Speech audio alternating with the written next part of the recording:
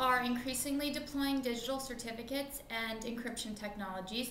These security assets are often becoming lost, stolen, and unaccounted for, according to a new report from data security firm Venafi. Digital certificates and encryption keys are critical to information security programs, but can become a serious liability if they go missing. There is evidence that stolen digital certificates even played a role in the now infamous Stuxnet attack. I recently sat down with Jeff Hudson, CEO of Venafi, to talk about the benefits and dangers of digital certificates and best practices for managing them. Thanks for joining us, Jeff. Oh, you're welcome. Thanks for having me. So give us a quick overview. What are digital certificates used for, and why are they so important to information security programs? So a digital certificate is like kind of like a driver's license for an application or a server. It authenticates or it identifies the entity that has that certificate. And the way it kind of works is you authorize these things and then you can renew them as they expire over time. But they become something that other applications use to authenticate and say, I know who that is. Like if I looked at your driver's license, I say, I know who you are, right? And you look at mine and say, I know who you are. And then we could communicate because we have some kind of trust between us. The other thing they're used for is to then, once that trust is established, is to encrypt the traffic between them. So they're really important in computing because they establish trust between applications and devices and other applications. And then they encrypt and keep secret the transmissions between them. So the reason that's so important is because if you're a server, you want to know other servers who you're communicating with so you know they're not going to hurt you. And you want to be able to keep secrets and not have everybody look at what's going between. So does that make sense? Yeah. Okay. All right. So in the Venafi survey, which surveyed 471 managers and C-level executives, 51% of respondents had experienced lost or stolen, unaccounted for digital certificates. Tell me what the problem is here. Why are they so frequently being lost and stolen? So maybe an analogy to describe the issue or the problem. If you go down to any one of the big Wall Street banks and you walk in the bank, they go to great lengths to know who walks through the front door, who gets in the elevators, who gets off on what floors, who goes behind what doors. So they really spend a lot of time tracking who's in the building, right? And they know exactly who's in the building at any given point in time. On networks, based on the survey, what we heard is 50% or greater than 50% of the people have unaccounted for certificates. So if a certificate is to kind of like a server, like an employee ID badges to an employee, you've got all these unaccounted for servers or certificates in an organization. The problem with that is who's doing what, who's authenticating themselves, who's saying that they're okay to be here when they're not accounted for.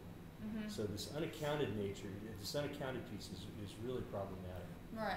Well, what other dangers could it cause? Right. So imagine that if in this building that we talked about on Wall Street, there was 2,000 or 3,000 people that they didn't know about, and they would be on the trading floor, and they'd be with customer information, they'd be with financial records, et cetera. What could they do?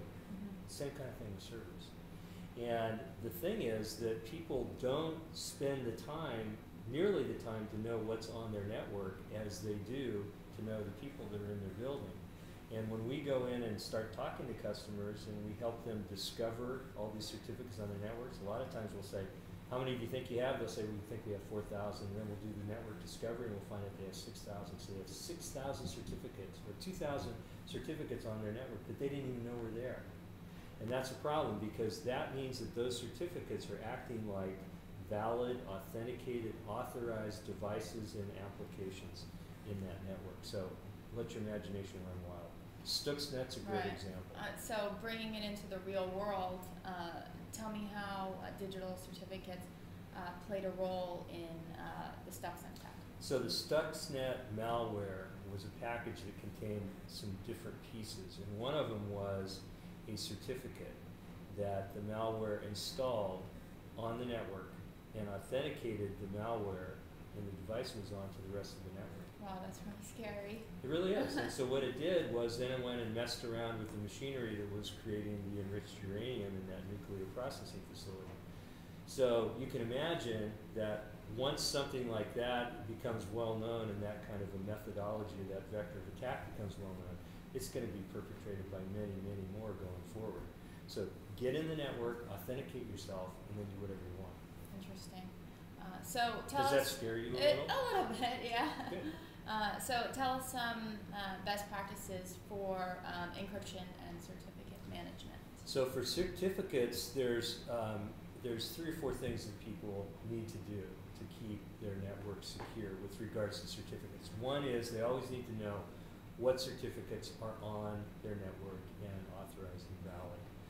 The second thing they need to do is continually update that information so they can tell when new ones show up. So just not a point in time, but on an ongoing basis, find out what new certificates are on the network and make sure that they're authorized. The other thing that people are doing or need to do more and more, and some of them are doing, is to automate the processes of installing certificates on various machines. And there's 2 reasons for that. One is if you ask people to do it, you have to expose the private key to that certificate, to the individual. Mm-hmm. And once they have the private key, there's a lot of different things that they can do, like they can actually steal the certificate or use it in other ways. So if you automate that process, you take the people away from having to manipulate the private keys. And then the other thing to do is just automate the whole process because it's error prone if people do it. So we know of one company that had to install certificates in over 2,000 of their stores. This is a big retailer. 4 certificates per store. It takes about 4 hours per certificate. Do the math, that's probably about 8 man-years of effort. If it's all automated, then that can happen inside of literally hours, not years. So that's one of the other best practices. And the follow-on effect of that is if it is under automation and one of them gets compromised or all of them get compromised, you can switch them out pretty easy. If you have to do that manually, it can, like in the case of this large retailer, it can take years. Right.